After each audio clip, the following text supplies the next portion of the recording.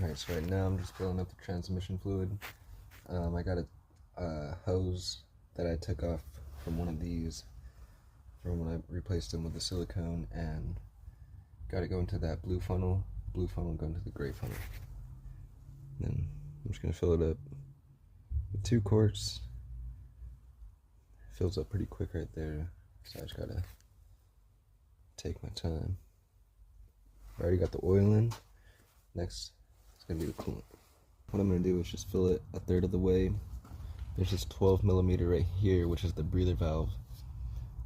Once the block starts to get filled up with coolant, the coolant will start to drip out of here, and then I'll close it. That way there's not too much air in there.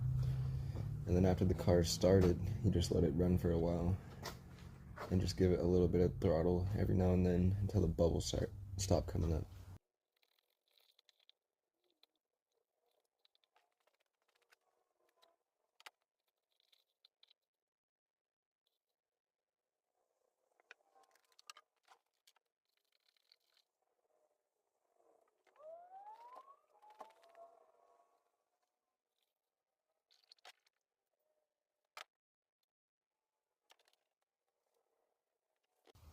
Alright, so everything's pretty much finished. I just gotta get the air out of the coolant just by letting it run. Right now I'm gonna let the battery charge for a little bit because I'm not too sure how long his car was sitting.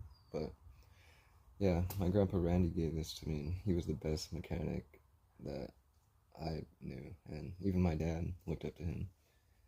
But yeah, this is a old faithful right here. That'd be funny if it just blew up. But yeah, that was a lot of work. A lot more work than I was expecting. But I'm glad that everything's back. It looks a lot cleaner than it was. Whole new engine. I did the timing belt. I did the clutch, water pump. I took out his spark plugs, put him in some Berryman B12, let it sit for a while, and then re-gapped him. Cleaned his spark plug wires. Just a whole bunch of stuff, honestly. But the hardest part, I would say, was the heater core, because man, I'd take out the whole entire dash and the seats and the radio console and everything. The housing, the metal housing that goes around the radio and the climate control. I was like grabbing it with my bare hands to get some of the bolts off, or the screws off. And then by the end of the night, I had a whole bunch of little tiny cuts all over my fingers, like little razor cuts. I could still feel it a little bit, but yeah, that was an adventure. Alright, so I took a little break, but this hose right here that's supposed to go to the evap canister over there, it was too short, so I ended up putting it on here, and it looks a lot nicer than the one that was black. And then I just kind of wiped everything down to make it look nice, and also cleaned off the spark plug wires because they were just really dirty, and then cleaned off the glass, and also when I changed the heater core, I detailed it in here.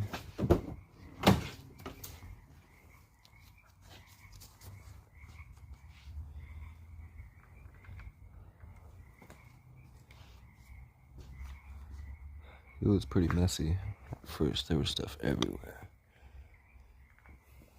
But yeah, I'm about to start it right now, so pray for me, guys.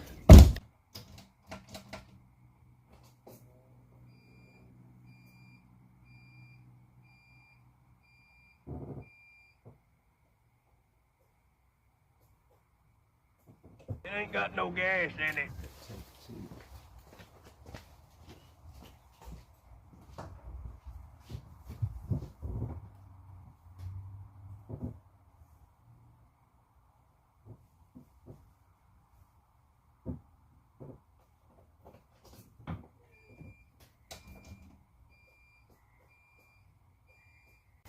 Alright, so these battery connections are kind of loose, so hopefully that's all.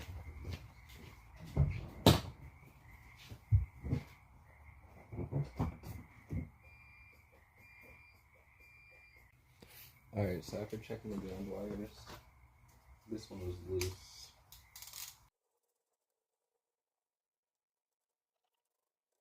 I don't think this screw is the right screw. Yeah, that wasn't even the right size screw. So, it's not a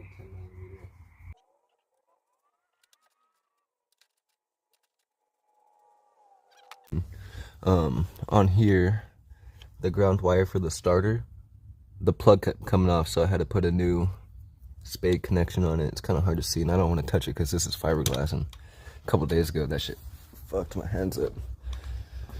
And then another thing I was diagnosing when it wasn't starting was I found the main relay. It was plugged into the plug-in right here, right there, but the actually I think it might work like this, I'm not sure, but it is definitely missing the cover, and the soldering is all messed up. You could see they're touching and stuff, so we're just kind of waiting on that part to get here. So once that gets here, then we'll start it.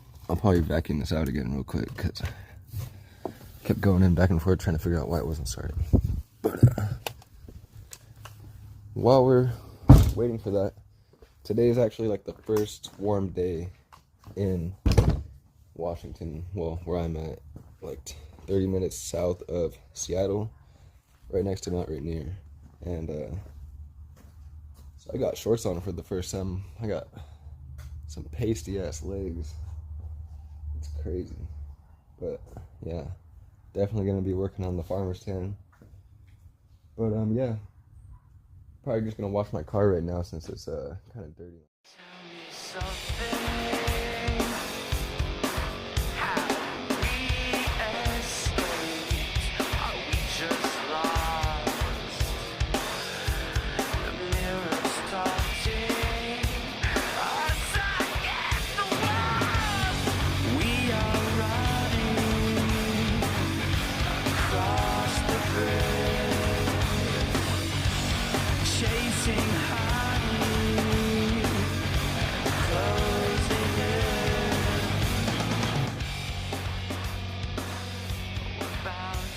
Guys, so the gear inside my transmission that makes the speedometer cable work doesn't, it's broken, so the RPMs don't work.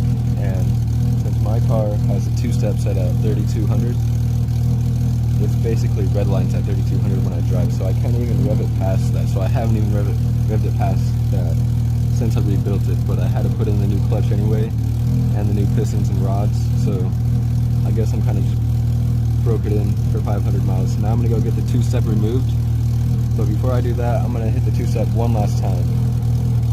There's a lot of soot built up from before I did the engine rebuild because the bottom end was just, the piston rings were just fried, so oil is just still kind of caked in there, so it might smoke a little bit.